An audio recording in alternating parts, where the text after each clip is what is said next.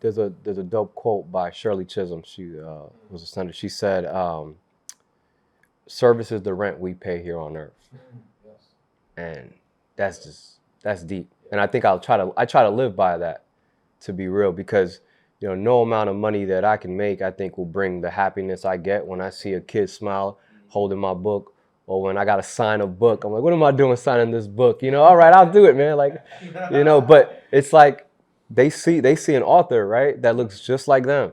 And I think that for me, that's the reason I do it.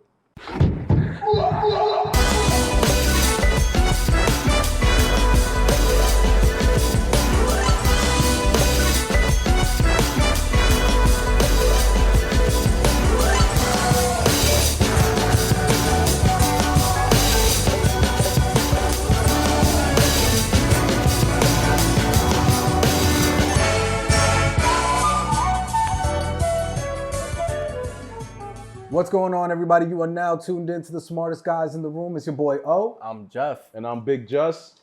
And this week we have an amazing guest, just like every other week. We're here at the legendary. We're on a roll. We've been on a roll this entire season, which is fantastic. Of course, we're here at the legendary Chop House, but our guest, just as legendary as this Chop House, we have an amazing published author, an educator, and racial justice advocate, Mr. Jorge Santos. Let's give it up for Jorge real quick. Thank you guys for having me, man. Well, thank you for gracing us with your presence. Thank you, also, real quick, I just got to throw out a couple of things real quick, right? So number one, I've known Jorge for well over. I was taking a shower this morning. I was trying to do the math in my head. Why I was doing the math while I was taking the shower? Multitasking. It's exactly. Yeah. So I'm glad you gotta understand be efficient. that. Right, exactly. Let's see if you got the math right. So, you got the waterproof. No, I definitely don't. But I know that it's actually been. This is crazy. It's been over close to 15 years. Damn. That's wild. That's wild. 16 years. So we've known each other for a very, very long time. Very fortunate. I think Jorge's also probably one of the few people that has seen me in very unfavorable lights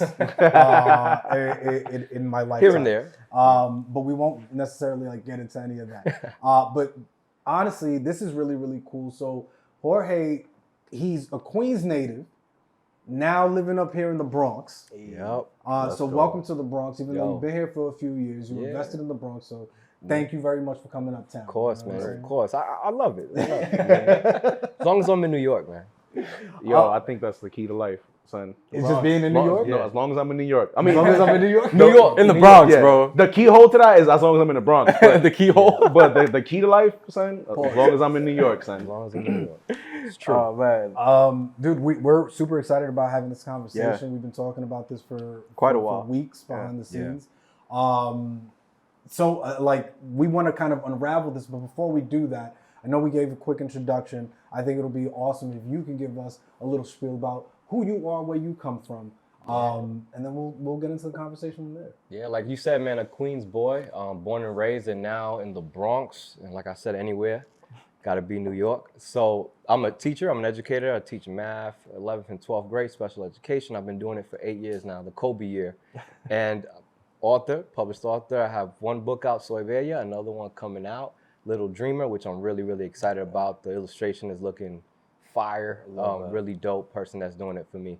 And I also am a restorative justice advocate, and we'll get into that a little bit. Yeah. But yeah, it's really about changing our educational structure, right? Especially as men of color, we know that the educational system doesn't work in favor for us.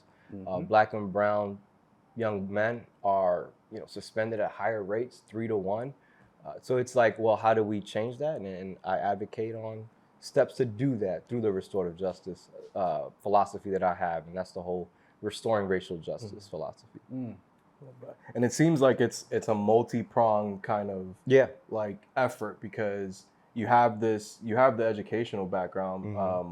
How did the activism background start? Was there a specific catalyst? There was. Obviously 2020, we're all home. We're, stuck in our houses, quarantined. And then I think what really impacted me the most was the death of George Floyd. When that happened and I'm seeing, everyone out protesting, and I was like, what's my form of protest, right? How can I use my voice to cause a change as well?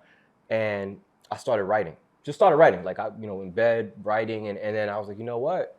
My writing got real serious where I was like, I want to publish an article that I wrote, and it was a reading by James Baldwin. It's called Talk to Teachers, and if you read it, it's still relevant today. I mean, this is something that was written 60 years ago, still relevant today, and I wrote it, and I gave my analysis of it and how it's still relevant, and what was our duty as teachers moving forward after this time period, right? We were dealing with a pandemic. We're still dealing with like racial tension in this country.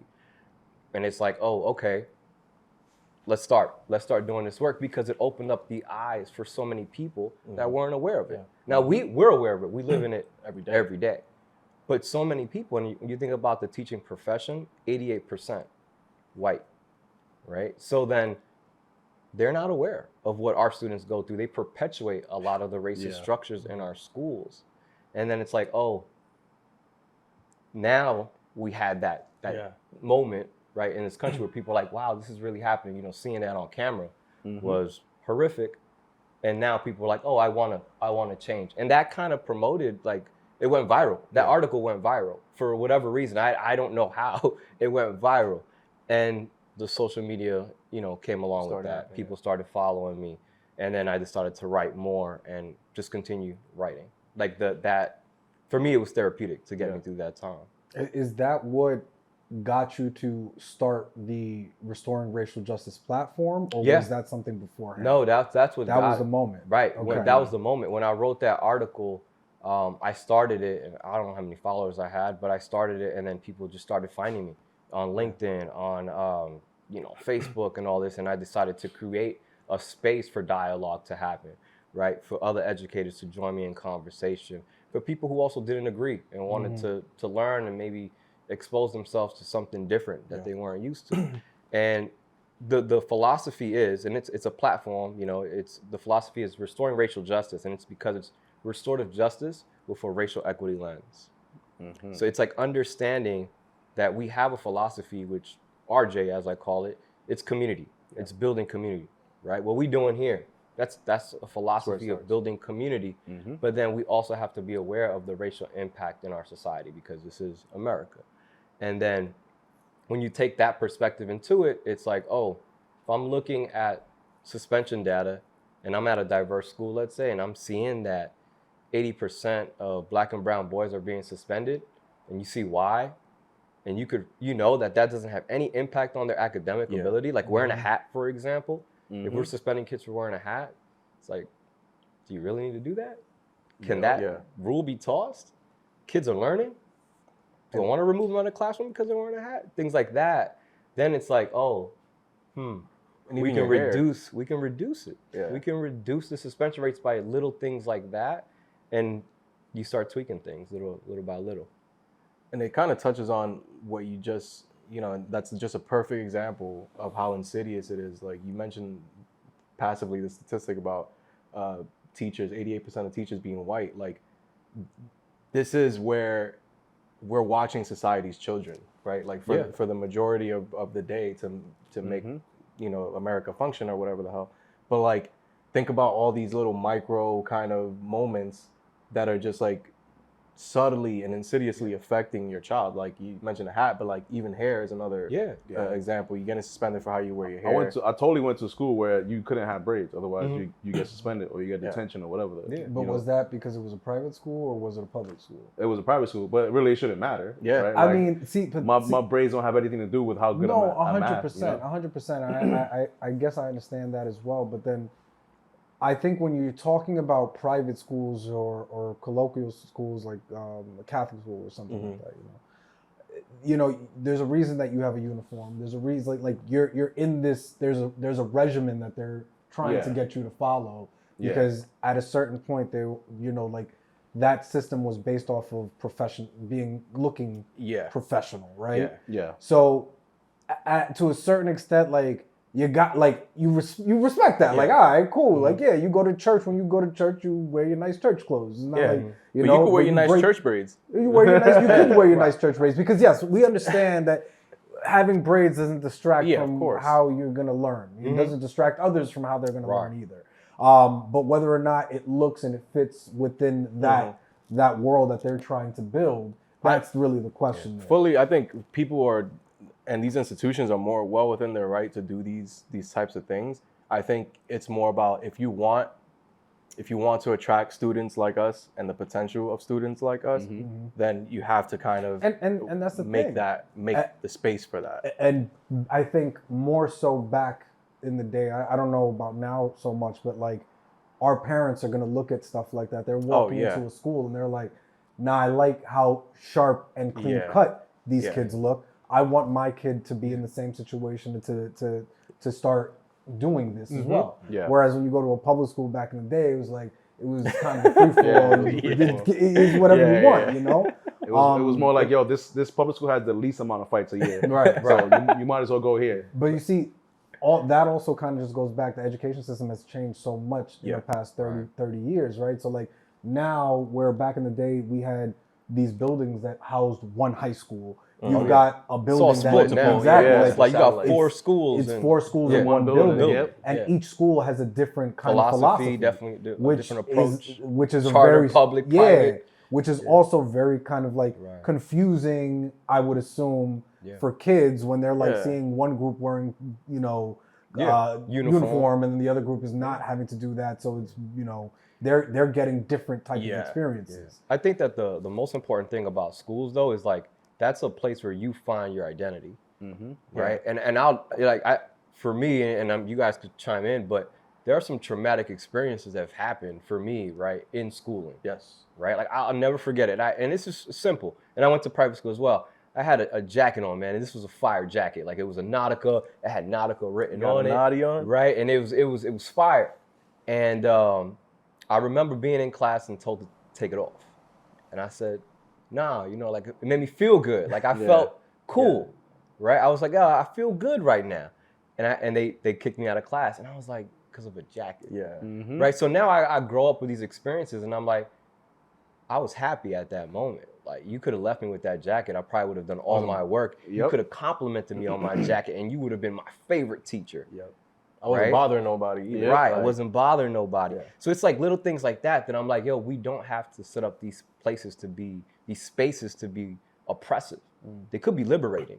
It's like the nail gets hammered down. Like any nail that protrudes out is gonna get hammered down. You see, now this now goes back to the insight that you said. 88% of teachers are white. Yeah, now, they don't understand that element of this. Our experiences as minorities growing up in these, either in a parochial system or in a public school system, with 88% of these teachers being white, the type of relationships that they're building with you comes from a very different place. Authoritative. Because it is a place of authority. It is a place of like, you're not gonna act like how you act on the street here. I in a lot of spaces, like the first time, so I say this to a lot of people that I meet and my friends and stuff.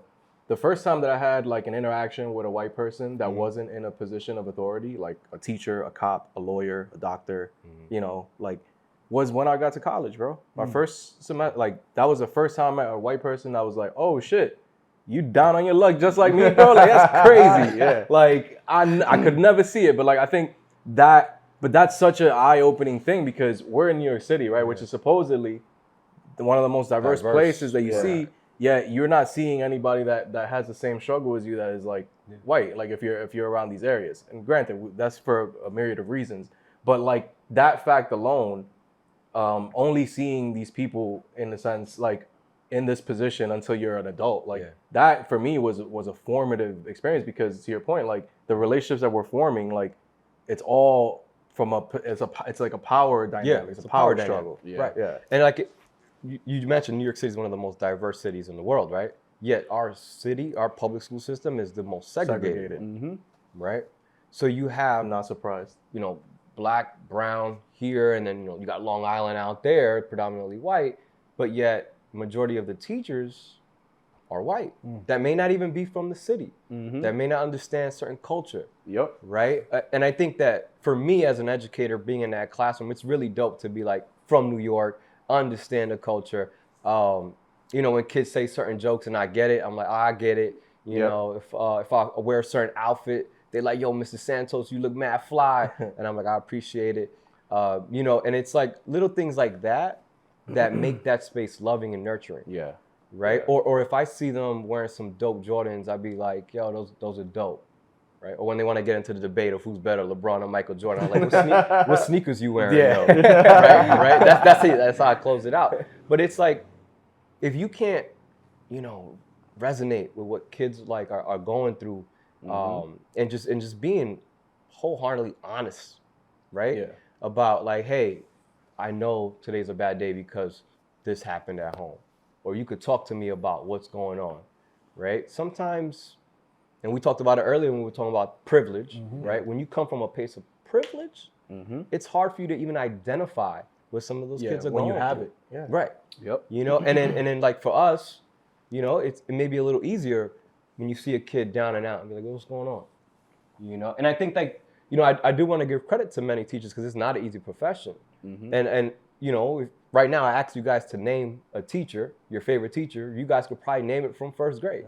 Yeah. Right? So think about that impact. Now, you can name that teacher for being one of your favorite teachers, or it could be someone that you didn't like, right? That But like, you remember. I remember that You too. remember that. right. that You remember that time. trauma, Yeah. right? That they put you through. Right. So like for me, I think about that and it's like, yo, yeah, not every day is a great day for me. Sometimes I show up, I'm exhausted or I'm down and out, but I've got to put on this performance. I've got to put on this show for my students to make sure that they know that they're appreciated and valued in that class. And I think that a lot of teachers also do that. So I do want to like, you know, give kudos and shout outs to the teachers that, you know, are grinding it out because it's not easy. And it hasn't been easy since, you know, the pandemic and getting back into the rollout of that.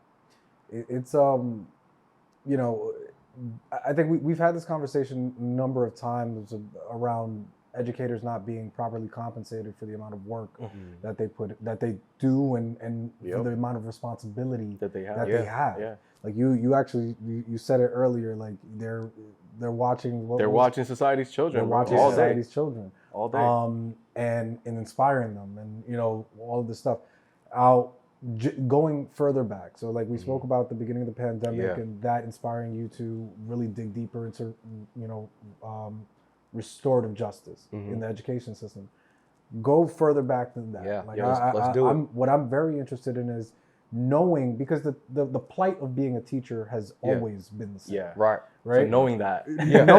So knowing that, like I was gonna ask the same thing. Making that decision when you were in college at St. John's, like what made you decide like, no, I want to go this route? So when I had just graduated, I went back for the master's in criminology. I wanted to be a lawyer. That's what I thought. I was like, I want to be a lawyer. I want to help people, maybe go down to criminal defense. And then in that program, that's where I learned restorative justice. And I had to implement restorative justice in a project. If it was in Rikers Island, how would it look like? Right. And then as I'm doing this project, I'm over here like, man, this would be super dope if they were doing this in schools. Yeah. I was like, are they doing this in schools? And I remember asking the professor, Professor Ryder, I still remember her name, and I was like, are they doing this? She was like, yeah, they're doing this in schools. And I was like, but you know, it's like, it's still fairly young in a sense, at least in New York, because people have been doing it in a long time. Like if you think about Oakland schools out in California, the Black Panther Party, they were doing this. Whether it was called restorative justice or not, it doesn't matter. It was community building. And that's what RJ is at the end of the day. Like free breakfast programs, they were doing that. Free yoga classes, all that was happening in the 70s, right? With the communities out there, especially the Black communities out in Oakland. So as I'm learning about it in, you know, my program, I graduate, I go to a law firm, I start working, and I hate it. I was miserable. That 9 to 5, being in that cubicle, I was in a box. Yeah. I literally felt like I was in a box, and I was like, I have so much more to offer than to sit here and like I need to be interacting with people. I need to be out and about. I would finish my work like in 2 hours, and I was just like, I'm bored. I would watch I don't know if Netflix was out then. I think Netflix was a thing. Yeah. I would watch. I don't know. I would watch. It was still buffered. You know, it was something there that I was watching, and then I got fired because I was unhappy, and they knew that. And I got fired, and I'm on my way home, and I see the sign on the train, and it said, you know, become a New York City teacher.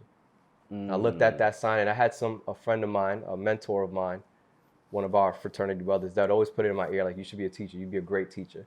When I saw that sign, literally the day I got fired, I'm on the train going home.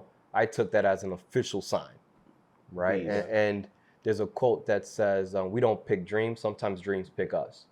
And I took that as that moment to realize like, yo, this is my calling. This is where I have to be.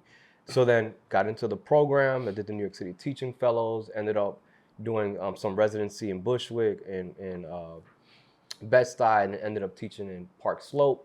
Park Slope, that school there is where I really was given the opportunity to come up with all my creative ideas, to challenge certain systems that I felt were unfair towards our students, to implement ideas that I don't credit myself for coming up with those ideas. It's really things that I've learned from, civil rights activists from the 70s and 60s that are now being brought up again in education and that discourse that's happening. So I don't credit myself in any way. I don't think anybody owns the work either. It's things that were passed down. Yeah. One of the most beautiful things, I always say this about restorative justice, that we sit in a circle and kind of look at the way we're set up right now, right? Like our families do that. And why? Because we're equal. We can all see one another. And I think that's the beauty of that philosophy. It's human, right? It's definitely something where you feel connected. So, yeah, that was a lot of the process of coming up with like this RJ thing, and then continue to implement in schools. And then, obviously, when I wrote the article and things like that, people wanted me to go to their places and show them the work that I've been doing.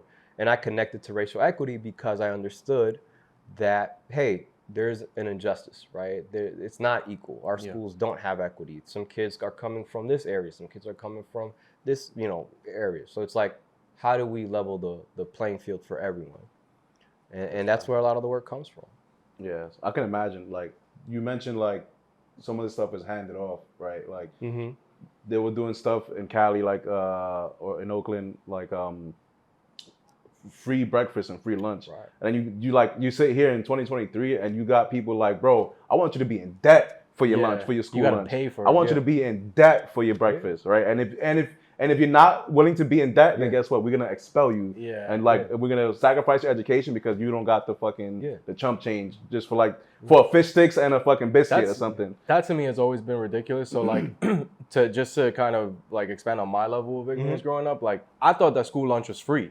Like, cause I went to public school, so I was like, oh, like, yo, and then I learned that people pay for school, and I was like, yo, like you charging children to eat? Yeah, son. Like you charging people to learn. I mean, we talking about all of this stuff right now, but the reality is the fact that you are gatekeeping education from people based off of how much you can pay, because the best education comes with the best amount of money that you can invest in, right? All the resources. That's not right. Yeah. You know, at the end of the day, education should be free. Yeah, education should be out there, and people should be willing to educate others, regardless of how much money they can fork up or where their parents or family comes from. I 100% agree with that. That's why I think we should eliminate all private schools. I mean, yeah, but then we should give all that money to. But community. Then what happens is that then you're stuck with a public school system, and not anything, not to knock the public school system, but if the public school system is any reflection of governmental assistance and support, I don't want any parts of it. I don't want any parts of it. That's a fair point. So and then you start to hear, like, because all of this stuff is all tied together, like why it's important to vote and where the money is going and all of this stuff. Like it doesn't start to add up. So now it's like, if you leave it up to the government, local or federal or whatever, to literally be responsible for the type of education that your children are going to have, that's scary.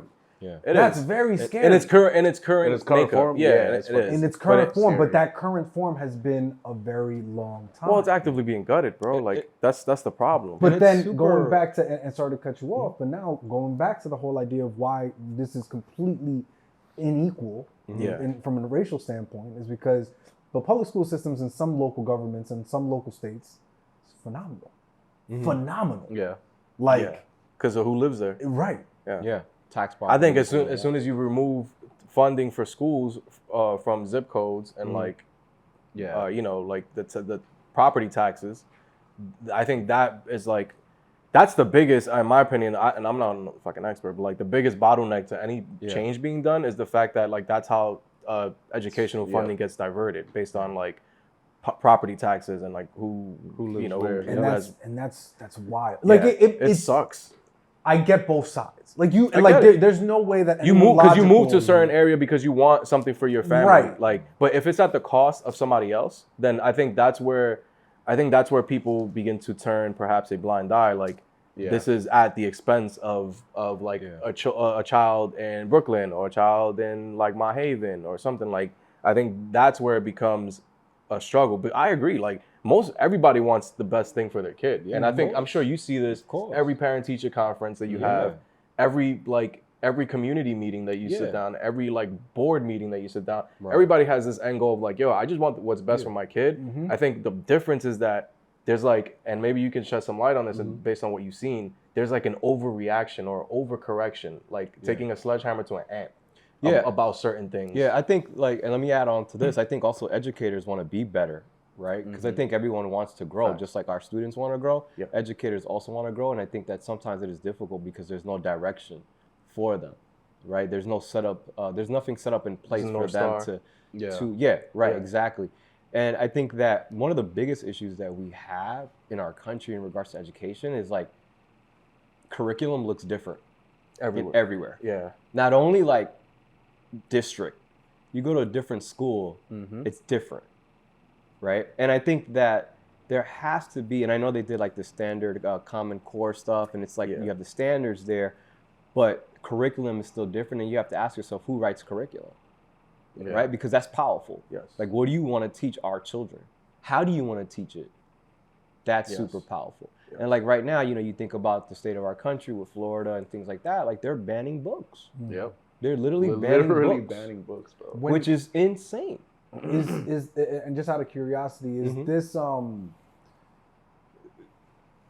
the differentiation in curriculum from school to school, state to state here in the U.S.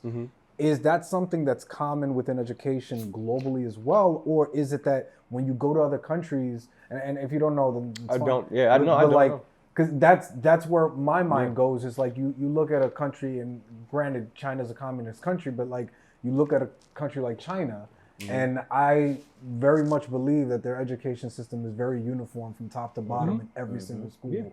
Now, is there good like pros and cons to that in any system, right? Of course, right. What would be the ideal kind of like system here? And I know that's a very loaded question. That's a deep one. You know, I don't even know if I have the answer to that to really be honest, but I think that there has to be something that if a kid lives in New York and decides to move to Florida tomorrow, that when they get to that classroom, they don't feel like they're lost. You got to skip 2 grades. Like that to me is like crazy. I always had some sort of a beef, but not really with the Regents exams for New York. Man. Like, if you want to come to New York, you got to like do this Regent shit and like prove yourself.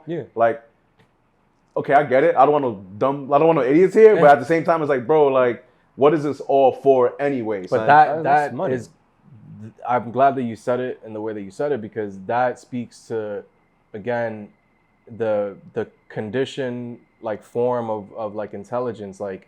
Like you're smart enough to pass this test. Like that's all that this test is telling us. There's so much missing from like who can pass a test and who can't. And I'm sure that you see this. Yeah, of course. I mean, look, you have students that are coming here from all parts of the world with all the turmoil going on, right? We have kids coming from Ukraine, from Russia. We have kids coming from, you know, South America, Central America, Mexico. And it's like, if they get here, let's say, and they're 16, 17-year-old, and they're in New York, they're expected to pass Regents exams. Drop any one of us in any one of those countries. Let's say China, for example. We don't know anything. Cooked. Now, is that a measurement of our intelligence? No, definitely not. No, that's a disadvantage. They're just on that page at that year. That's a disadvantage. So then, like now, we're creating barriers in our system to prevent someone. And then, guess what? Those students are labeled. They're shy. They're timid. Shy. Maybe they don't know, right? And it's like, well, hold on. We can't even communicate with this student. Like, what systems do we have in place to support students like that coming to our country? Because America has always been a country of migrants, where kids are going to come from all parts of the world, right? So it's like, to me, like when I sit down and I'm in school, I start looking at all the inequities. That's how I work. I'm like, what are all the disadvantages that we're seeing? What are all the things that are creating inequities in our system? And then we start writing them out. Let's start listing them out. As much, yeah, keep going. All right, cool. How do we change that? Right? Now, is that happening at the top level? I don't know. Probably not. You know, is there an audit of what we're doing wrong at the top? I don't know. But like for me, and I learned this from an amazing educator named Cornelius Minor, I can only control what's within my control. Mm-hmm. So in my classroom, I can do that work. And if that work spreads outside to my school, great. And that's where like the platform comes around. Yeah. And also, if you allow me, like the books. Yeah. Right. Like I think that, like I mentioned earlier, is this multi-pronged effort. Like this is a way to amplify this conversation and also like start the questioning or the inquisitiveness at an early age about identity, about like, you know, what is right for you, like with your new book. These are, was that like by design, or is it just you kind of wanted another way to kind of tell the story? Like, or do you? Yeah, no, that was definitely by design, because if I'm in a classroom and I don't see enough books representing our students, I'm like, oh, that's a problem, right? So then, once again, home, bored, nothing to do, start writing. And, you know, I think about what inspires me to write. And I think sometimes when you're in a place where you're isolated, where you're not distracted by so many things, you get into this space where you're like, you know what? Start thinking about your thoughts really well, right? And then you meditate on that and you're like, you know what? I want to tell stories that I'm uplifting others. So, Soy Bella, right? It's a story that literally, when I look at my family, I see the diversity of Dominicans, right? And my wife is Puerto Rican, so I incorporated that into the story as well. And I have Puerto Rican cousins. So then I'm like, you know what? I want to write a story about an Afro-Latina. My grandmother's dark skin, right? I have so many black Afro-Latinos in my family. And I'm like, and I have a privilege. Because I also know that when I walk into a space, I'm light-skinned, right? Yeah. So that's a privilege in itself. Yeah. So then I could write a story about a kid that looks like me. Yes. But that would maybe continue a narrative the same, right? So then I was like, I want to tell a story about the kids I see in my family. So they're like, you know, there's 3 sisters that look identical to the book. It's literally, you know, in a sense, their story. They love it because it's like, oh, it represents me. But there's also a lot of deep symbolism within that. You know, you talk about the Maribel sisters and their ability to resist against the dictatorship with Trujillo and DR. Like, that's in a book. Yeah. And I purposely put that there. So as these kids get older and they're reading it, they're saying, who were the Maribel sisters? Yeah. Right? Who were they? Get in touch with their roots more. Exactly. They fought against injustice. That's how it all comes full circle. Yeah. Like, it's a children's book and it's like, okay, you know, it's a little kid's book, very simple, but there's deep meaning behind it. Even the butterflies itself, right? I have 3 butterflies and the butterflies literally represent the sisters. The sisters, not only that, but hope. Hope and change. And in the cover, she's chasing the butterflies. And I put that because I'm also a man, and I want women to understand that they also have the ability to change. Especially when I see, like my brother, he's having a baby, and we all guessed that it was gonna be a girl because my mom had 2 boys. So like, I can't wait for her to read that book, and for me as her uncle to be like, hey, you will change the world. You're the one that's gonna be able to change, you know, our society. So there's a lot of deep symbolism, even like why there's 3 butterflies in it. You know, you think about mind, body, and soul, right? That character within ourselves. And when I write things, when I think about creating, it's even though it may be something as simple as a children's book or an article, there's always deeper meaning and complexity to it, where I want people to dive into the work and understand, like, how does it impact you as an individual? And I think that's really dope for me to be able to process that. It's like, it's my art, right? It's my therapy for me to be able to come up with that. That's fascinating. So I think in a more broad stroke sense, like, can you talk to us about some of the, like, the decisions that you've made throughout your career that have kind of helped you, like some of the smartest choices that you've made? I think we've kind of gotten a glimpse of like what you've done with your platform, but like, is there anything before like adulthood, like growing up, or anything more formative that you can credit back to and say, yo, like, this was like a pivotal moment for me to like really understand that I want to make change. Like I know that George Floyd was such a catalytic moment, but like even when you were younger, did you like was your mind already working like that? Yeah, I think that even when I was younger, I was like, I wanna impact my community, and maybe it's my parents that implemented that in me, right, from a very young age to get out there to help others, right, to serve others, and we were talking about like service, right, whether it's customer service or not. And I think it's kind of beautiful because in life, why are we put here on earth? What can we possibly do? We can serve. We can serve other people. So I think that my parents implemented that within me at a really, really young age and understanding what they gave me. Yeah.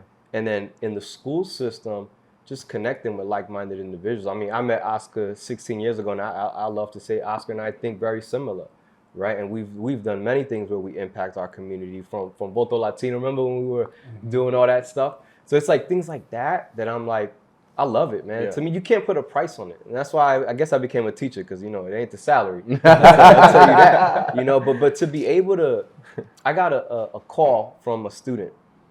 I taught him in 6th, 7th grade in 2016. He called me, hey, Mr. Santos, I'm in my first year of college. When he was in school, he was at a 1st grade reading level in 6th grade. And I did everything in my power to get that kid to learn how to read. Amazing. He was I put him on the basketball team. He played all throughout high school basketball. I'm gonna be honest, hopefully he's not watching this, but he wasn't that great at basketball, but I knew that that's how I was gonna get him to learn. So I put him on that path. And for him to call me and be like, yo, I played basketball all throughout high school. We won a championship, he said, and I'm my 1st year of college. I mean, man, damn, you can't put a price to that at all. And the fact that they still call me. Yeah. Like, yo, that's crazy. That's a whole life that you just set on a path. You know? So it's inspiring to hear so much of that, especially as an educator, right? Like, but how, like, obviously everyone's life is completely different. Nobody everybody has the same amount of time in the day, but everybody's life is different. Yeah. You went on a path as an educator that wasn't the standard. I'm gonna go in, I'm gonna teach these kids, put these lessons plans together, and I'm gonna go home, wake up the next day, do it all over again, blah, blah. Yeah. You went above and beyond that, and with your time outside of educating kids throughout your regular, 7 a.m. to 3 p.m., you created these platforms, you started writing these books. I mean, and it's not that you're going to have the answer as to why other educators are not doing this, but is there, if you had to have this conversation with a new teacher, someone fresh out, like, what would you say to them for them to get the most out of this experience as an educator, and to also give the most out of the experience of serving the community as well? Right. I think that, sometimes we place so much emphasis on like lesson planning, right? Being a great teacher, and you may be great instructionally, right? You could be great at facilitating a lesson, but if you don't have that rapport, if you don't have that relationship with students, it's not the same. And I think, that ability to connect. And I think that for me, when I first started teaching, being able to connect with students, first, it keeps me young. I will say that. They still think I'm like 23 years old, which I laugh at. It's like, I'll take it, but far from it. But like, for me, it was like, man, I'm in a position to give these students an experience inside and outside the classroom. So in class, I'm going to do my best to, give them the best instruction, give them the best ability to work with their peers, to guide them. But then when class is over, I'm also going to help them with sports. I'm going to do sports programs. I've set up tournaments for them, because to me, it's like, what do we all remember from school? Yeah, honestly, not the schoolwork. Not the schoolwork. Not the schoolwork. You may remember winning a championship. You may remember, being part of the school play, the drama club, the speech club. Those are the teachers that really create that community. Yes. So I understood going in that for me to be the educator that I wanted to be, I had to be community oriented, right? I had to set up these spaces of community. And if the school didn't have that, then I put it on myself to make sure that I was there, because that's how our kids are going to thrive. Like if school was only just show up, do the class, go home, That's boring. Yeah. Yep. That's real. And then think about it this way. Some kids are there from 7 a.m. to 6 p.m. if they're in after school programs. That's a majority of their life. Yes. So if they're miserable there, that's horrible. Yep.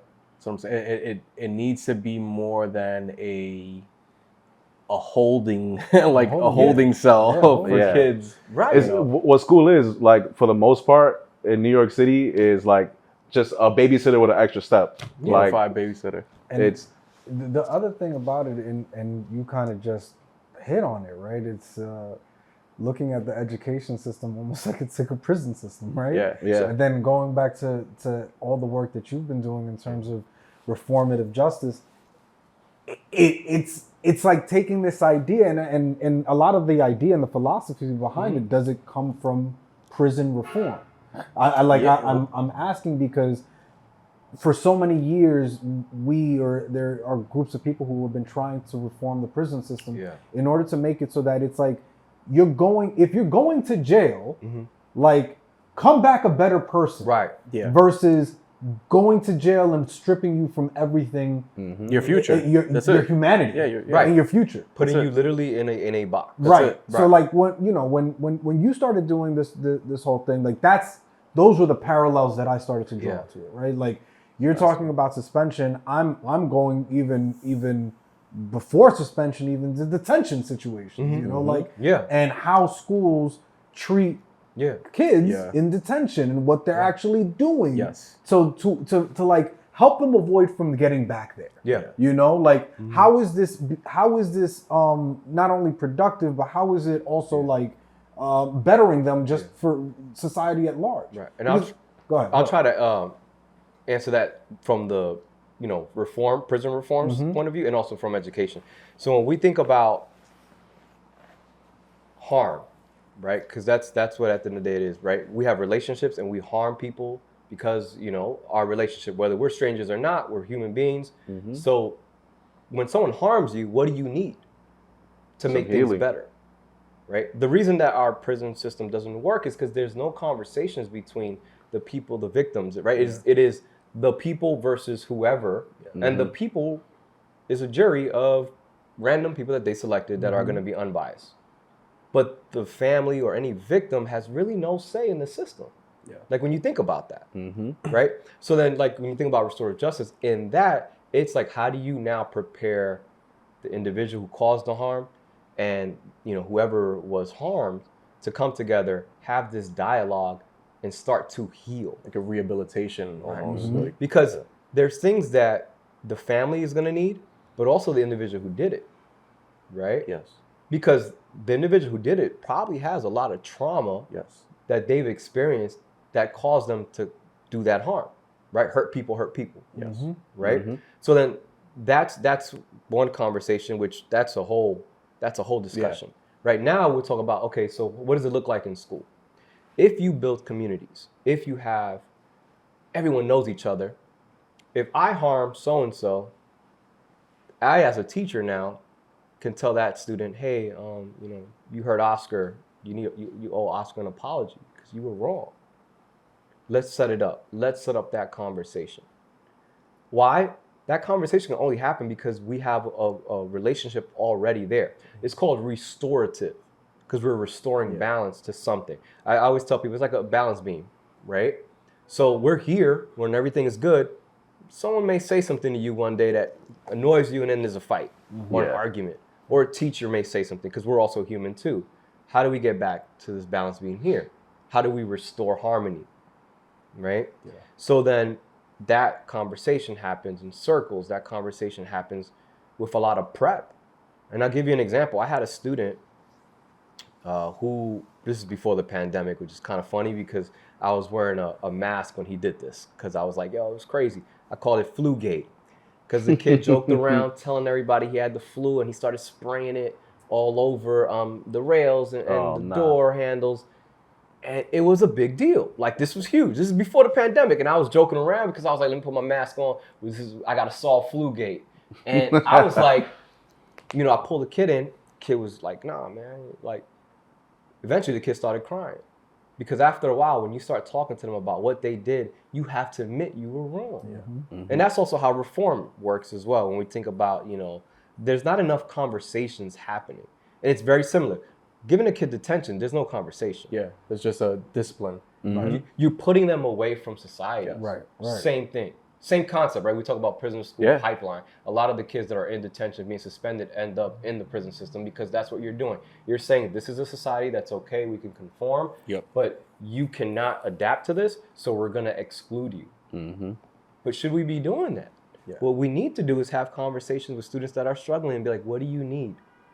Right, and that's a lot of work, and people don't want to make that investment. That's the biggest thing. It feels customized, and like I think that was the biggest thing for me. Like you mentioned this about school just now. Like I always had this like vision or like this imagination about what it is, like what public school feels like in the U.S. And it's like, imagine like a doll factory, right? Like one of those baby dolls, and it's like a conveyor belt, and it's like they put the torso on, and then like as you go on, they fucking stick the legs and they stick the arm. But like it doesn't matter if the arm came out like this, and they stuck it this way, like that's it. You just like that now. Like you still got two arms, you got two legs. The factory doesn't care. You gotta keep it fucking pushing, right? And I think that's like the biggest realization that I had about school is that there needs to be a little bit more like micro or like localized care than like there's just broad. Everything is broad strokes. So I think with that, because I think that you are the localized care for a lot of these young kids, and I'm sure that they're gonna be looking at you as like inspiration moving forward, like this young man who called you in the past. Like I guess I would turn that on you. Like who can you look to in your life in the past? Like is there anybody that, like you mentioned, the Black Panthers and Oakland, which had huge movements with restorative justice and education. But like is there anybody in particular that you can point to and say like, yo, that was it? Yeah, I mean, well, if we're talking about people that I've met in my life, definitely there's been teachers that have inspired me, right? Like I remember 6th, 7th grade, man, I was acting up because, if you're going to get the label of a bad kid, then you're going to be the best on the road. Like if you're going to kick me out the room, then I'm going to show you. Yeah, I'm going to give you a watch reason. This. Right. But then I remember his name was Mr. Flynn, actually. He pulled me to the side one day and he said, yo, like, you don't got to be like this. Like, you smart, you intelligent, and you have a mother that cares about you. You got to make her proud. That conversation, bringing my mother into it, was for me like, damn, what am I doing? Mm-hmm. Right? Because guess who was picking me up every time I got in trouble? Yeah. Mm-hmm. Yeah. So that to me is like, oh, once you see the hurt you causing people around you, that for me was like, oh man. So he put it in perspective for me to start saying, no, let me start changing my ways, right? And that was like in education. In regards to like people that have inspired me, you talk about James Baldwin, you talk about Toni Morrison's writings, you talk about Jose Marti, like his poetry. I think I have to credit Malcolm X. His autobiography is life-changing, and I tell everybody like read it. Yeah, like read that book. I mean, he was literally locked up, right? He was like a gangster, like literally. And then became one of the biggest like civil rights leaders in our countries. And I don't think he's given enough credit because of his view, right? Because he's seen as his purported view. It's right. Yeah. It's like he's violent. I'm like, what y'all like? Read the book. Yeah, exactly. Yes. And I think like for me, he has to be taught. Like kids need to read his story. Mm-hmm. If we go back to the Black Panther, if you read Revolutionary Suicide by Huey P. Newton, I know he's done things in his life that I don't 100% agree with, but there are things in that book that you're just like, wow. Like he was illiterate his junior, senior year of high school. He got a PhD. Like think about that. Mm-hmm. Like how does someone have the capacity to teach themselves? And there was a quote in there and I'll never forget it. And he said this public school system failed him because they never inspired him to inquire about who he was. Mm-hmm. So that to me is deep. Now I'm learning all this. I'm reading all this. And I see this, like I'm in that position, right, where I can be an oppressor or I can be a liberator. Yeah. So the last thing I want is for a student to think that way, that I stunt their growth, right? That I never taught them about who they were. Yeah. That's where the books come in. That's where the articles come in. That's where like it doesn't end at 3 p.m. when I'm out. It's like, no, I'm still constantly thinking about how can I become better at my craft? How can I make this experience better for my students? And it's stressful. Like, I'm not gonna lie and be like it's easy. Yeah. It's not easy. And I think, if you have the capacity to do it, it's great. And if you don't, that's okay too. But whatever experience you're trying to give those students within your capacity, try your best and make it happen, because it's something that they're never gonna forget. Like I can tell you right now, man, I still got projects that I remember doing that I was like, I don't know why, but it was something with sand, and I thought it was the dopest project ever. I think my mom and dad still got it somewhere. Like, but it's like things like that, those experiences you don't forget. Yeah. And then how do you make that real world? Because right now, our experience is very different from what kids are getting now. You got social media. They know what's going on around the world. Yeah. That's a whole ballgame that we're dealing with now. How does that impact your daily? Because I imagine that I remember when something big would happen in the world, like there would be maybe like a little bit of conversation, but like you can't ignore it now because it's on everybody's phone. So like, how do you balance that with your day, like your actual lesson, and then like the stuff that is important to kind of stop and talk about, because you can't also like knowing you and what you do, I imagine that you're not going to brush any of this under the rug, that comes up. So how does that work when you try to balance? You have to acknowledge what's happening. Like you can't move forward without admitting that there's a catastrophe happening around the world. And at this point, it feels like it's happening all the time. Yeah, every day. Right? If our students know that's happening, they're thinking about that, especially like, I'm in Queens, it's a diverse population. I have students from all parts of the world. We have to check in. Yeah. Like, I can't let it go unchecked. And my school, we're creating spaces like that, where there's something called advisory class, where that's where you kind of check in and you have these conversations. I was having the conversation with everything happening this week that passed. And it's, it's rough. Like, we don't have answers. Yeah. Right. And I tell my students that all the time. I don't have the answers to everything going on. Sometimes I'm still processing what is happening. I'm trying to understand too. But we can process together. Right? And we can try to make sense of what's happening, and going back to like, we can only control what we can control. There was a little bit with everything going on in Israel, there was a little bit of like a conversation that was happening in class one day. And I had to tell the students, right now at this moment, because it would have turned into an argument. I'm like, right now at this moment, we can't have this argument. And I acknowledge like everything you're saying right now is important, but I need to provide you the space and preparation for us to enter that conversation, and a space for us to learn. Yeah. Because if not, then it's just a fight, and we're no better than it's going to be reactive. Right. It's just like, you're going to hear this and you're going to react. Right. But it's just it's just an argument. It's just a fight. Right. There's no learning from it.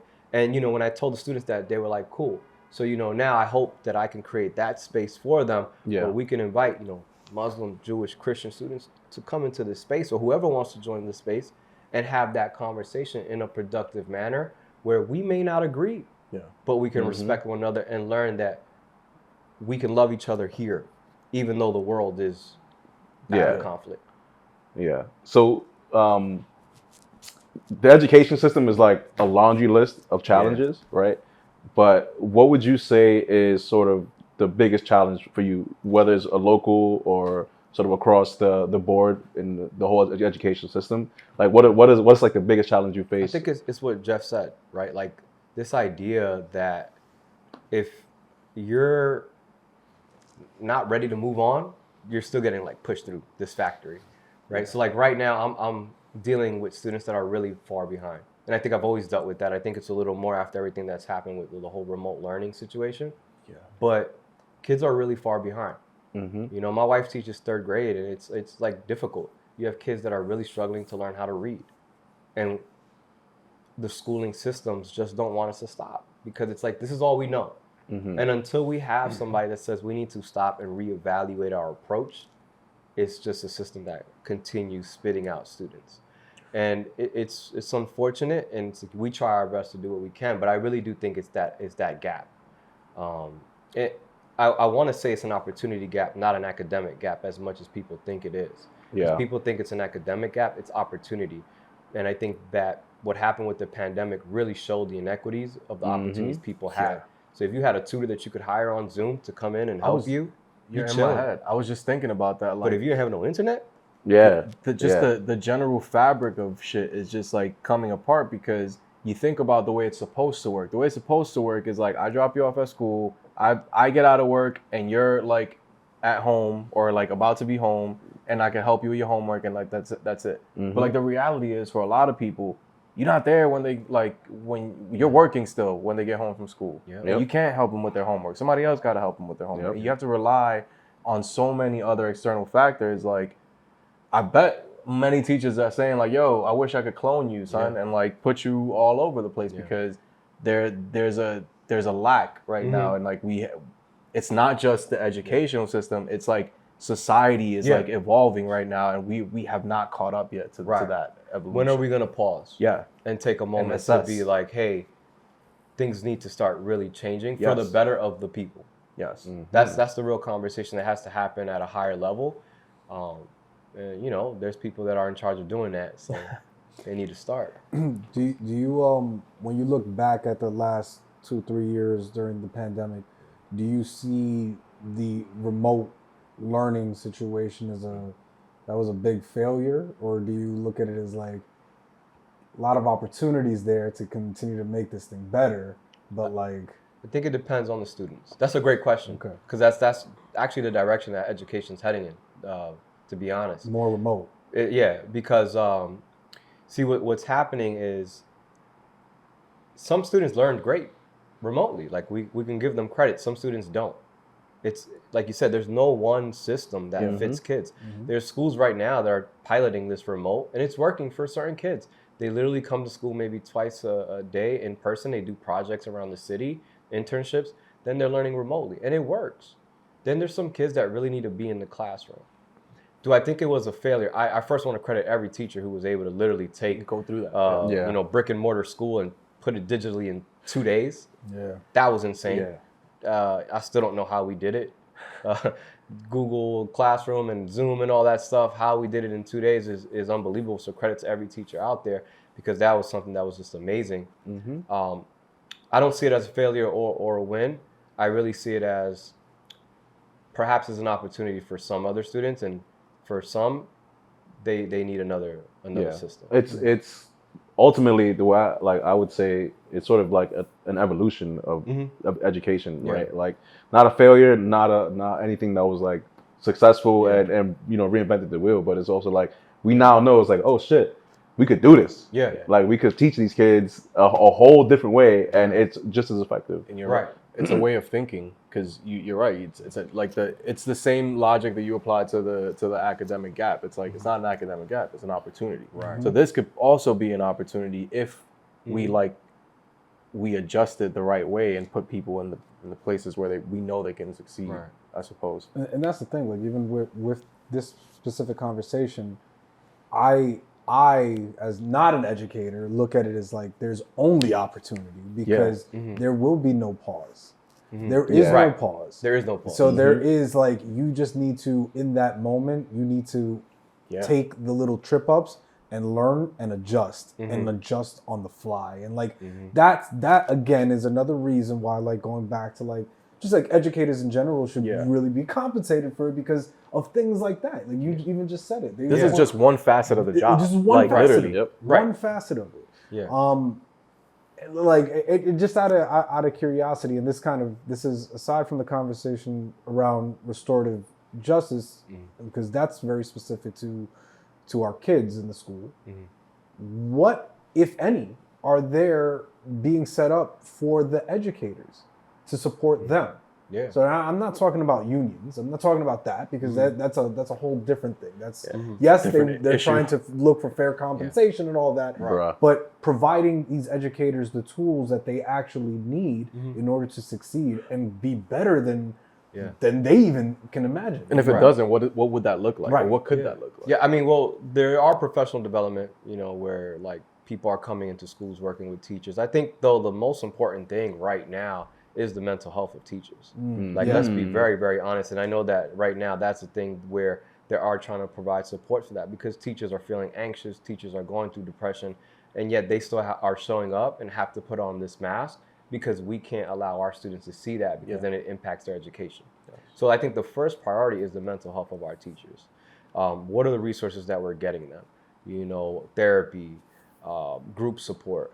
I think that that's the number one thing, because if they're not okay, they can't teach. It's the same way, if a student is not okay, they can't learn. So it's the same approach that we have for our students, we have to have it for our teachers. And I think that a lot of teachers, and this is just from conversations that I'm having, they're going through a lot. They are going through a lot. And, you know, some of them are reaching out for help, some of them are not. So it's like, how do we provide that for them? And then the learning comes, right? Because we have to make sure they're okay. The learning looks like readings, right? You have amazing books right now. You have amazing educators in college right now. You talk about, you know, Dr. Bettina Love, Cornelius Minor, Dina Simmons, who's also amazing. There's just so many people. Chris Emden, who also is from the Bronx as well. He was a science teacher. He does dope stuff with Columbia.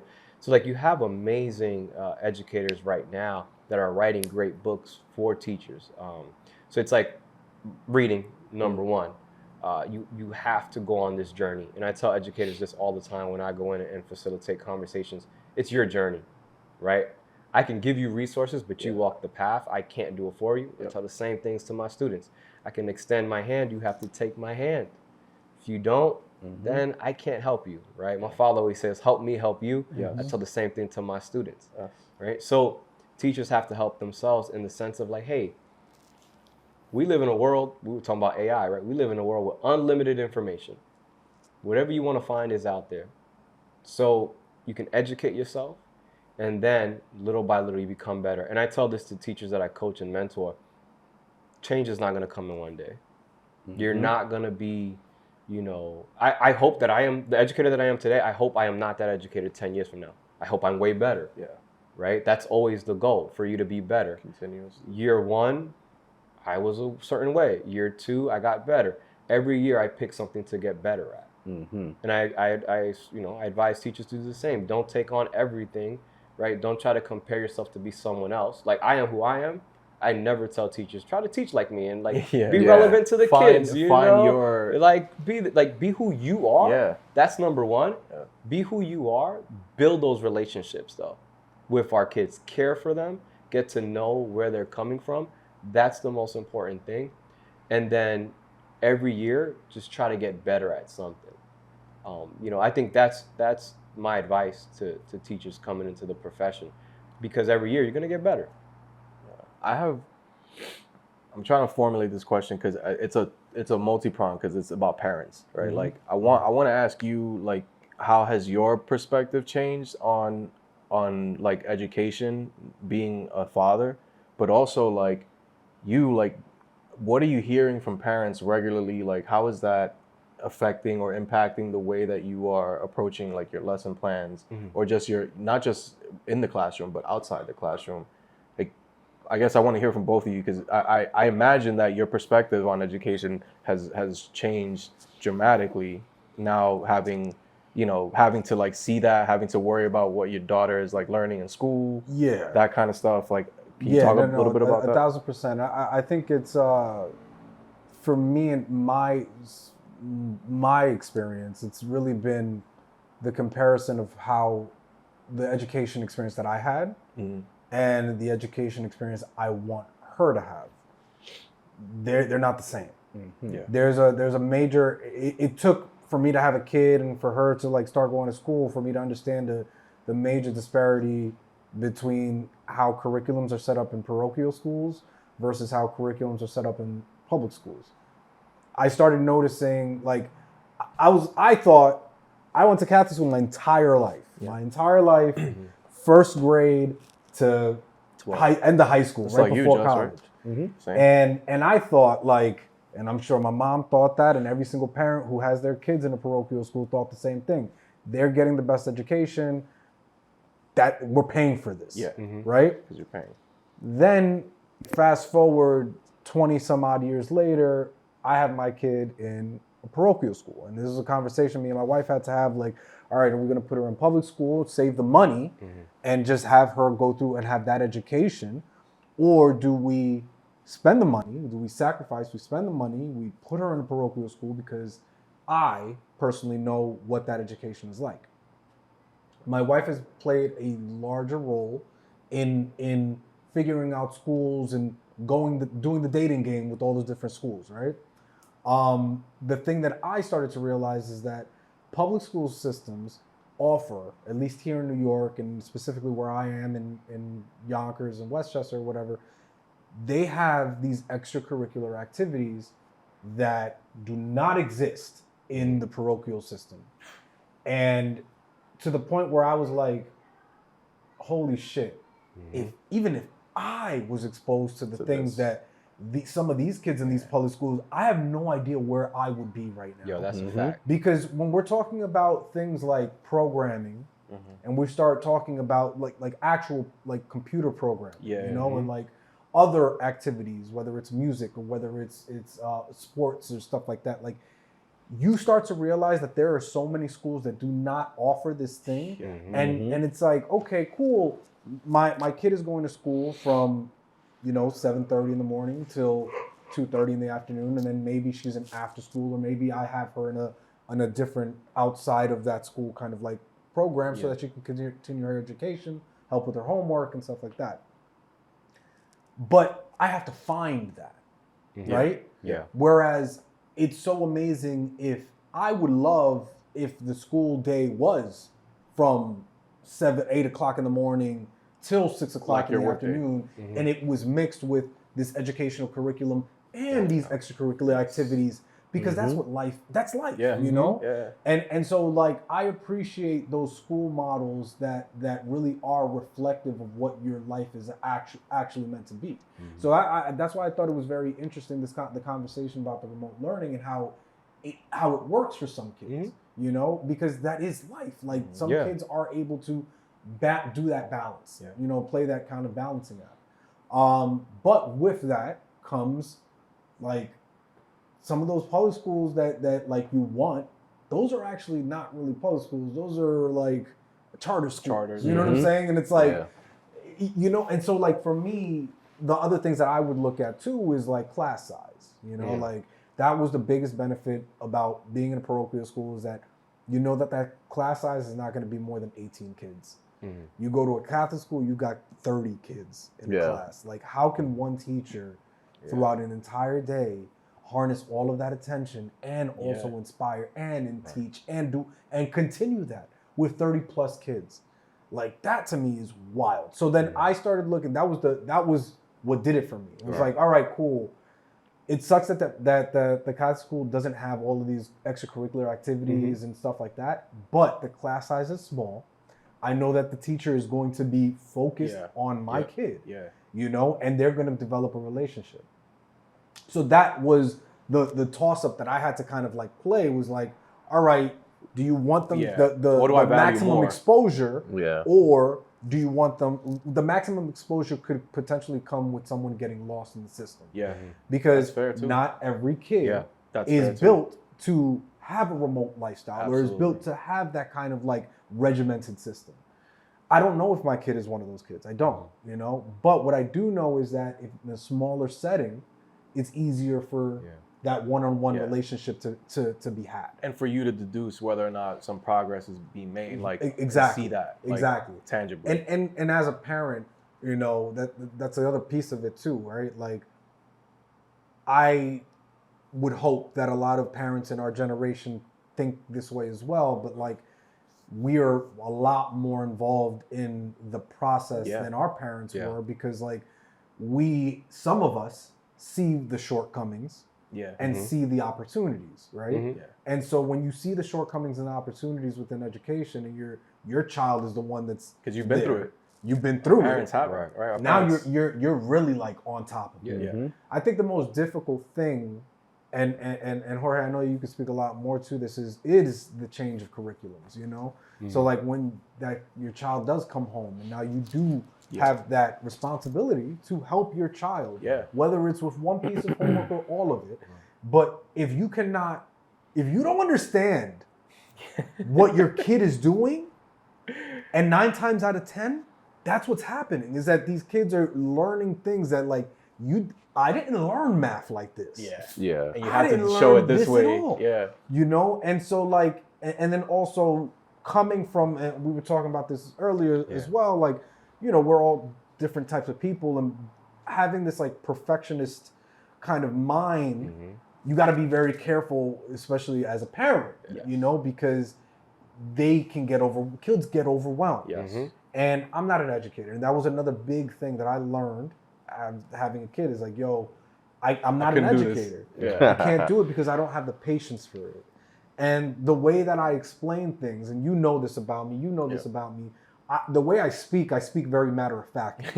You know, like I speak in a way as if I assume everybody knows what I know. You know, and so my daughter, like, it's weird because like it's normal for her, but like she speaks very matter of factly now too. You know, like, but that's the thing. It's like when I'm helping her with her homework, I'm reading this math problem.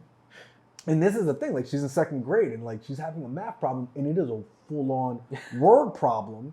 In first grade, I started seeing that and I'm like, yo, and like thankfully she can read, you know? But like, thankfully, but they're you know, like in that process, you're like, yo, how are they supposed to read this problem if they don't even know how to read? And then it's like, reading is one thing, but comprehending what it is that you're reading is a completely other thing.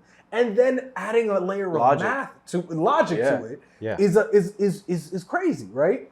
So there was it's an educational like experience for both the parent, a good parent, and I'm going to say that, a good parent, and the child and the student, you know, because a good parent's not going to give up. A good parent's going to be like, yo, I'm going to sit here, I'm going to pull up this YouTube video, and I'm going to figure this out because I understand that there's a reason why they're teaching you this system, and there's a reason why they want you to show how to do it this way. You know, it's a domino effect. Like it's setting, at least that's how it's supposed to be, right?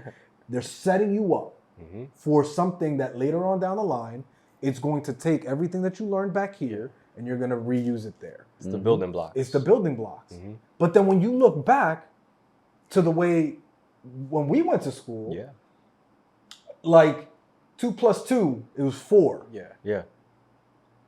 Now here, 2 + 2 is very, very different. Like it's like, it's 4, but I'm gonna show you how and why. We're gonna take the local way. We're gonna stop at every stop for this one. Well, the reason behind that, and as a math teacher, right, is we were taught procedural, right? What's the procedure? And if you guys, we all know, when you learn math class, you copy down whatever the teacher wrote on that board, you repeated that process with a different problem, you got the answer, and it's like, you got it. Or you made a mistake and you look back, I messed up here. Now, math is taught from a conceptual point of view. So when we talk about 2 + 2, which equals 4, which we know, the student has to logically think and critically think, well, what is 2 plus 2? What are we saying? When we say 2 + 2, what is that?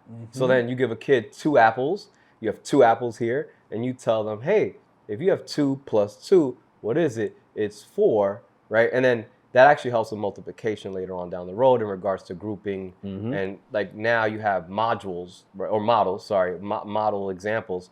So we would ask a kid a question like that, which, you know, a reading question, and they have to develop a model. No math. It doesn't have to be math, right? Like you give us a problem like that, we're gonna write, all the math for it, like. But you just want to see the rationale. We want to see the rationale, right? Like if I go to the store, what does it mean that something is 20% off? Now we're gonna times that by 20% and boom, right? You want to show a kid, and the kid may draw 100%, and then in the bar they're like drawing fractions of 10, and then they have 8 covered, and the 2 left over is the 20%. Now we're looking at that like, what are you doing? What are you doing, bro? Like, what are you doing?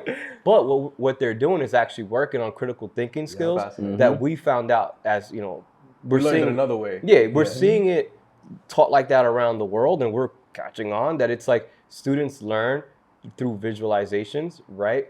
To be able to, especially at a young age like that, you're going from a model example to the math then, right? What is the math that's happening? And then eventually pushing them to algebraic thinking, right? And then once they understand those building blocks, then you're talking about access to things like calculus and physics and things like that. So, I keep it 100, man. I failed calculus 3 times in math, even though I'm a math teacher. And I always wonder like why. I thought I was great at math. I was great at math. I was great at following a procedure. Once I forgot the procedure, forget it. Yeah. Now, if you understand a concept, you understand that concept. You're not gonna forget the concept. Yeah. And then you build those blocks, and the next thing you know, you're doing calculus because you understand what is it that you're actually doing. When we talk about limits and derivative and all, like what does that actually mean? Yeah. You understand the concept instead of just looking at it in a textbook like we did. And that's the wildest thing, right? Yeah. So like it's I know that's exactly it. Like I remember specifically just copying it down. Yo, this is what it was. Yeah. Follow Like, this yo, instruction. know your timetable, son. Like, multiply before you add. It is what it is. Yeah. That's it. yeah. 2 times 2 is 4. 3 Yeah, times if you 3 see is parentheses, do that shit first. Like, that kind of stuff. Yeah, that's it. Now, knowing this, what you guys have said, right? Like, what? Because I know what I see, right? When we're like, let's use Common Core specifically. We know what we hear and what like this country is very reactive when it comes to shit. Like, so you see a lot of people like, oh, they're fucking changing the way we do math. Yeah. God damn it, like liberals. Like, what are you actually hearing from parents? And what is becoming more apparent to me is just they're just learning in a different way, these kids, that you learn. And because your shortcoming as a parent perhaps, or like if you have one, if you can't think this way, like that is building like a frustration that you see. Ironically, you see it at a young age when kids are struggling to learn. I think it's less a shortcoming as a parent. I think it's more a shortcoming as a person, right? Like being open enough to like you didn't learn that way. Accept that. Yeah, exactly. Yeah. So like now you're wrestling with a whole new, like you're almost at the same level as your kid at this point, because like you have to sit down and learn the thing all over. 1000%. And but I do find it interesting though, just from like a I guess from the way that my mind works and depending on the type of person that you are, like I'll read certain things and like I get it. Like I get it. Whereas like another person might read it and it's like it's gonna take them a little while. It's gonna take them because this doesn't make sense. Yeah. But that's like and I do think that it's because my mind thinks creatively, and you need that. Like even in math, you need that. Like and like when I'm sitting with her and we're doing math homework, I'm having her imagine. You know, like I want her to think creatively. You know, like that's what it helps. You know, like when you open up and you're reading this thing and you close your eyes and you're picturing this thing. Or you're putting yourself in that situation, like that's thinking creatively. Versus again, reading to read it, because you need to comprehend it, and then you need to put the logic behind it. Right. Like but some people don't think that way. You know what I'm saying? So like now when I look at the work that she's doing, I'm like, damn, this sucks because it's long and it's very different. But I understand why they're doing this. Like I understand what the setup is, the building block setup. It's like thinking in color versus thinking black and white, right? Exactly. The black and white thinking is like, yo, this equals that, and you do that. But then like, it becomes more playful, almost like the art. You want to think like, and that's the thing, like, and that's one of the things that I loved about this conversation, because for me, it's thinking abstractly, right? Like I think that as an educator, you need to think abstractly. You need to think there's not just this one way to make this thing happen or to influence this person or whatever. And when you're going into this classroom and you are shaping and molding this mind, young mind, like you got to bring some of that element into it. You know, bring some of that creativity, bring some of that abstractness, and then also like be an advocate of it and just say, go and do that. You know, like become that, open up and just like let loose on this math problem. You know what I'm saying? Like, And is that what, like, are you seeing that kind of like what response more or less are you seeing? I mean, from parents it depends. Like when I was teaching middle schools, it's very hands-on. Like you have parents, you know, they want to know things, frustration about like, you know, why is my kid learning math this way? A lot of parents, especially, you know, in Brooklyn, when it was like coming from affluent families, white families, they were frustrated. They're like, why is my kid not learning math this way? Because that's what's going to get them into what is it called? Forgetting the name of the high school. Stuyvesant, yeah. right? Stuyvesant. Right. So it's like it's not rigorous, right? And I'm like, I always back like, what does rigorous mean? Like, give me a rigorous example, right? Because they're not miserable. What Oscar's daughter's doing is rigorous, yeah, right? Like, so if you think about it, because it's not familiar to what we did or they did, it's not rigorous or it frustrates them. But the way I'm looking at it is like your kid is doing some higher order thinking right now. Before you were, right? Yeah.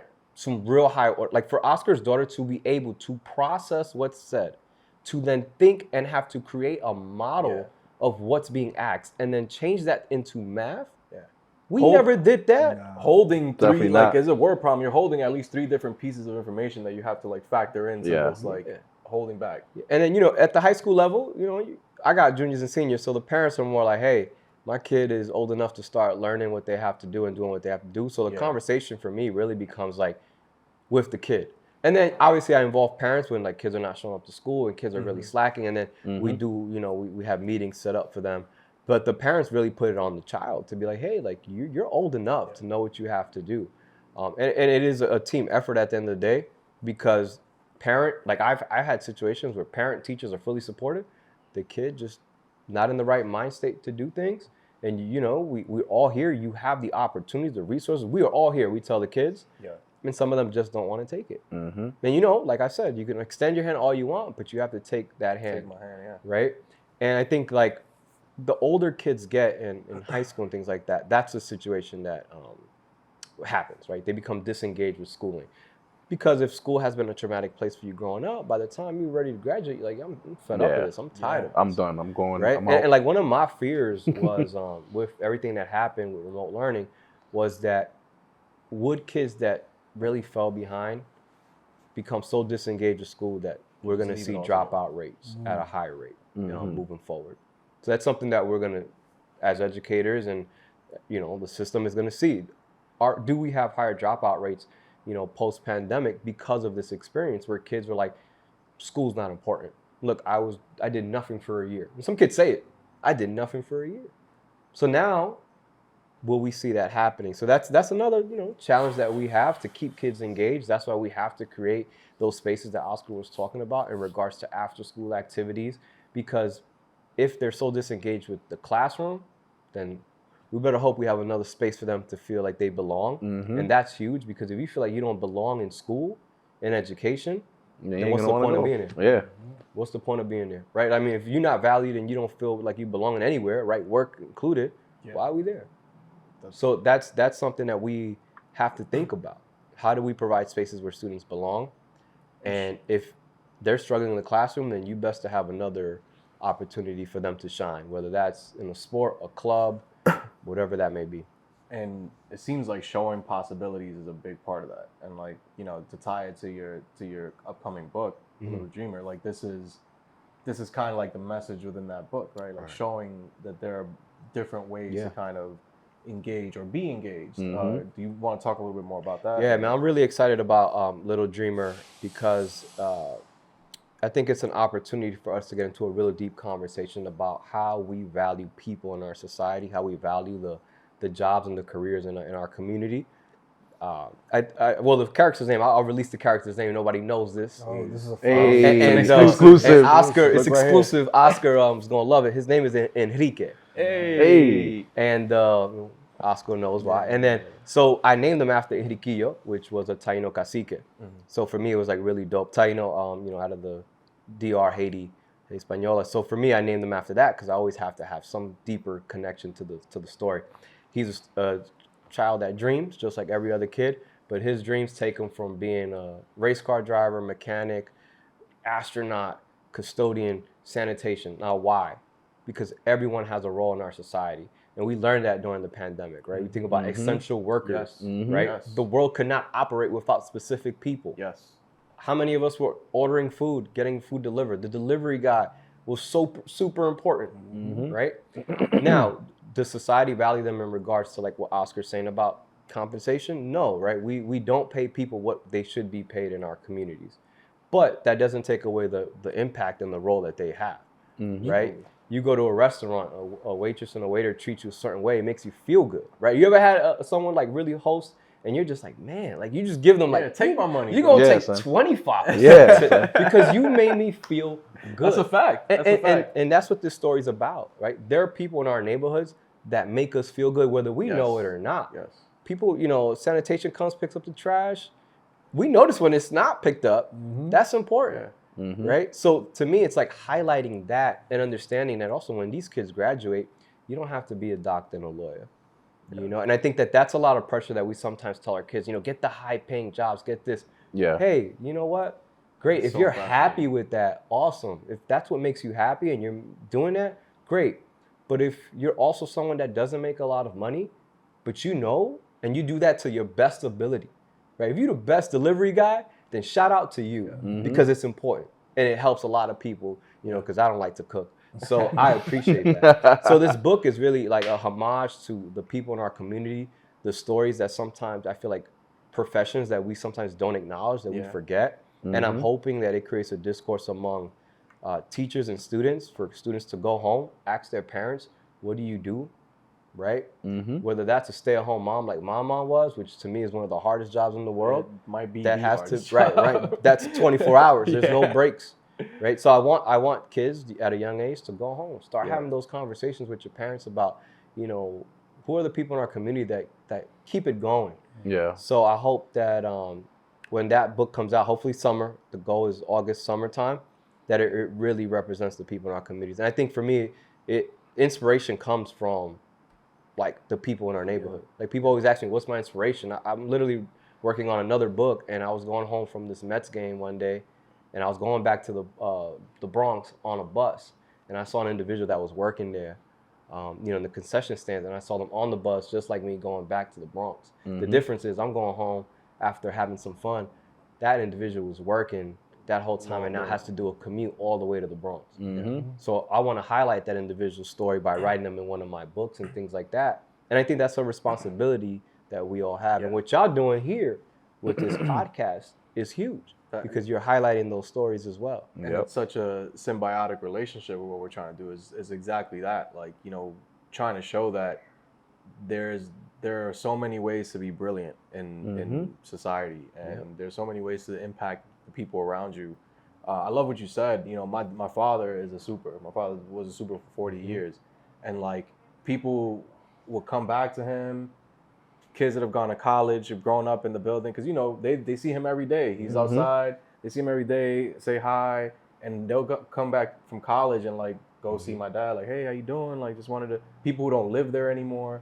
Yeah, he retired now, but to add to that kind of, there are people in your everyday life, in your community that, whether it's like the person that you go get your coffee from every day, like you chop it up real quick before you head on your day. Like these are the things that kind of, I feel personally, that keep you kind of like even keeled and make you or are able to help you get through the day more or less. Like these little innocuous interactions that end up kind of building towards something that at least you feel seen, right? Like, somebody knows your name when you walk out, like that job you had as a lawyer, like you were in that box, like that, it felt like that because people weren't, it wasn't personable. It wasn't like personal. So I think that there's such a massive value in these like, service oriented, innocuous things. Like, like the thing that I love about it so much is it is that exposure to all of those different things at a young age and finding the respect. Yes. Right. The respect That's a big part of being in that position, right? Yes. So, and I think that ends up transferring over time when you're old enough to start your first job, right? And you're like, I'm gonna work at Starbucks.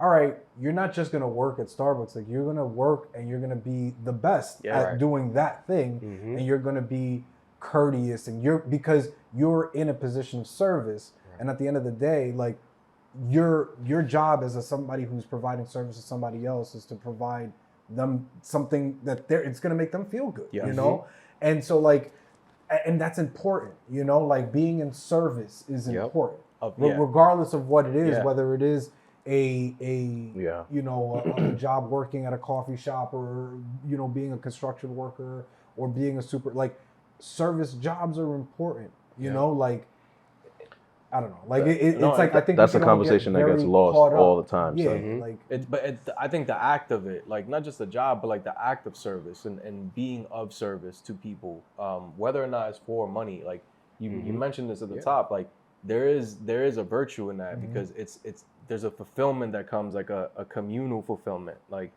you have to play a part in the society. Like the way I see it.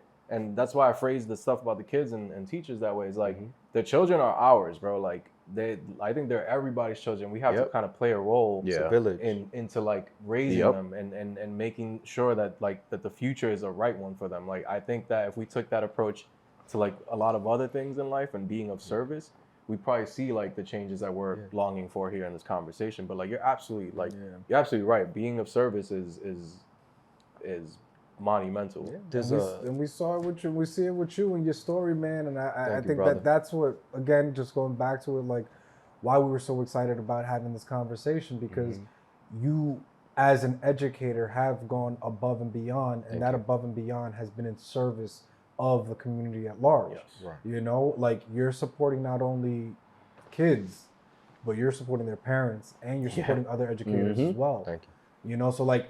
That I think is to cap it all off is for us the message that we want to get out there is like the importance of doing something of service within your life is something that like we should all achieve in some form or another. There's a dope quote by Shirley Chisholm. She was a senator. She said, "Service is the rent we pay here on earth." Yes, and that's deep. Yeah, and I think I try to live by that. To be real, because no amount of money that I can make, I think will bring the happiness I get when I see a kid smile holding my book, or when I got to sign a book. I'm like, what am I doing signing this book? All right, I'll do it, man. Like, but it's like they see an author, right, that looks just like them. Yeah. And I think that for me, that's the reason I do it. Amazing. That's awesome. Jorge, we just want to thank you again for sharing the time with us, bro. Before we head out, can you tell people where they can follow you? Where they can hit you? Yeah, man. You can follow me at Restoring Racial Justice. Okay. That's pretty much where I do a lot of my work. My website you can find on there too. So at Restoring Racial Justice. Awesome. Amazing. Yo, I don't know, man. It's another one, man. It's another good one. I'm ready to go change the world. Yeah. Yo, guys, appreciate it, man. Thank you, bro. Yo, don't forget to follow us at The Smartest Pod on Instagram, TikTok, and YouTube, where you can catch the full episode. And hit up our Instagram. There's a link in the bio. Subscribe to our mailing list. We got some shit coming out, so you might be able to be a part of that.